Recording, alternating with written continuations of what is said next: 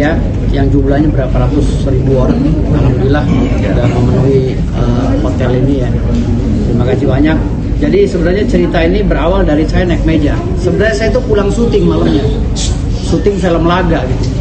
Dan ada adegan naik meja. Tahu karena syutingnya nggak jadi di take malamnya, jadi paginya actionnya di nggak, itu bercanda. Jadi gini, hal yang tidak disengaja itu menurut analogi hukum itu tidak bisa ditafsirkan sebagai pelanggaran hukum karena itu di luar kesadaran. Jadi di dalam pasal 44 KUHP itu dinyatakan bahwa orang yang tidak sadar tidak bisa dipidana ataupun dituntut secara hukum apapun. Jadi akhirnya proses itu bergulir dan saya langsung dibekukan dalam tempo yang sesingkat-singkatnya. Bayangkan, tempo 2 hari saya langsung dikeluarkan pembekuan.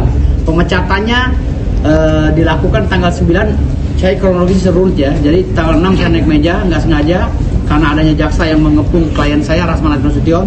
Saya spontan naik meja ingin menyelamatkan klien saya. Lalu tanggal 6 itu viral, Hotman tanggal 7-nya keluar meminta saya dan Rasman dibekukan. Lalu tanggal 9-nya Kongres Advokat Indonesia hari Minggu memecat saya, mengumumkan pemecatan, dan hasil pengumuman itu dijadikan referensi oleh Mahkamah Agung untuk mengeluarkan surat penetapan pembekuan saya tanggal 11 gitu. Lalu tanggal 11 saya dibekukan, tanggal 12 atau tanggal 13 saya diangkat oleh Dirjen AHU sebagai Ketua Umum Advokat.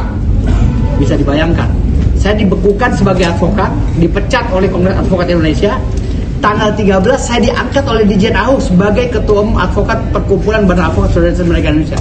Artinya saya secara de facto dan de jure masih melakukan kegiatan profesi sebagai advokat.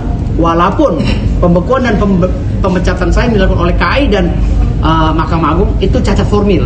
Kenapa saya bilang cacat formil? Karena tidak melalui mekanisme pasal 7 dan pasal 8 Undang-Undang 18 tahun 2003 tadi, ayat 3 dan ayat 1.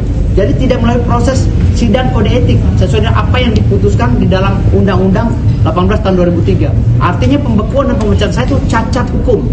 Dan yang lebih cacatnya lagi, yang memecat saya ini adalah Siti Jamilah Lubis, seorang ketua umum yang tidak terdaftar di Dirjen AHU. Ya, karena setelah saya cek di Dirjen AHU, ternyata yang terdaftar sebagai ketua umum organisasi Kongres Advokat Indonesia adalah Indra Sanun Lubis almarhum. Dan sampai saat sekarang kongresnya pun masih sengketa. Ya, belum pernah ada penunjukan langsung oleh Dirjen AHU siapa sebagai pengganti Indra Sanun Lubis yang sah. Karena secara de jure belum tercatat di Dirjen AHU bahwa siapa saja yang akan berhak menjabat sebagai ketua umum Kongres Advokat Indonesia. Artinya sampai saat ini saya masih menafsirkan Kongres Advokat Indonesia masih ilegal dan kosong kepemimpinan. Jadi akhirnya saya memutuskan bahwa secara yuridis pembekuan saya atau pemecatan saya tidak sah secara hukum. Dan terlebih lagi yang lebih melanggar Undang-Undang 45 adalah kelakuan dari Mahkamah Agung, Profesor Sunarto dan kawan-kawan, ya, yang mengintervensi Pengadilan Tinggi untuk mengeluarkan surat pembekuan saya, dan suratnya tidak pernah disampaikan kepada saya sampai hari ini, sudah 8 bulan, ya. Dan impact negatifnya, semua kontrak saya di dalam perusahaan-perusahaan asing dan perusahaan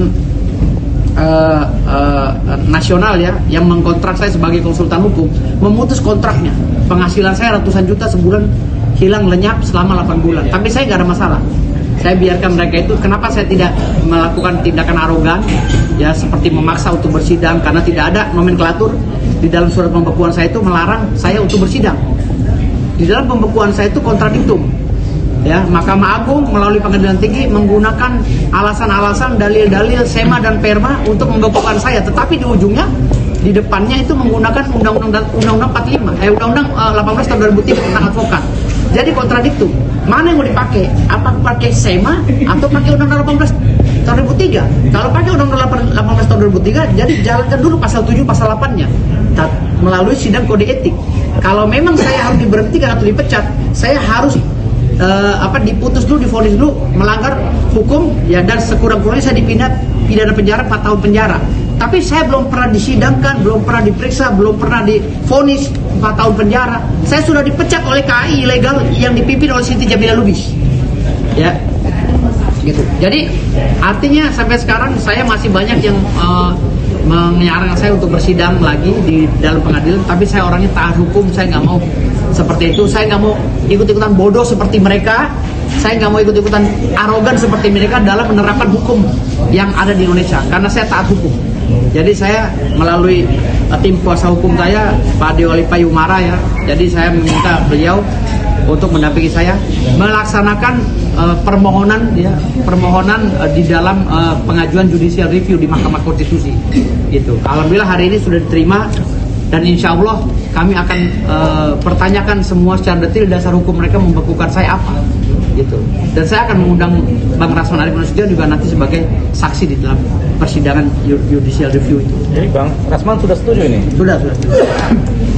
Karena prosesnya udah benar-benar kacau balau. Jadi Bang Rasman ini termasuk yang dibekukan juga ya. Jadi begitu. Ya. Jadi itu tadi prolog yang disampaikan oleh kami baik sebagai kuasa hukum maupun sebagai klien.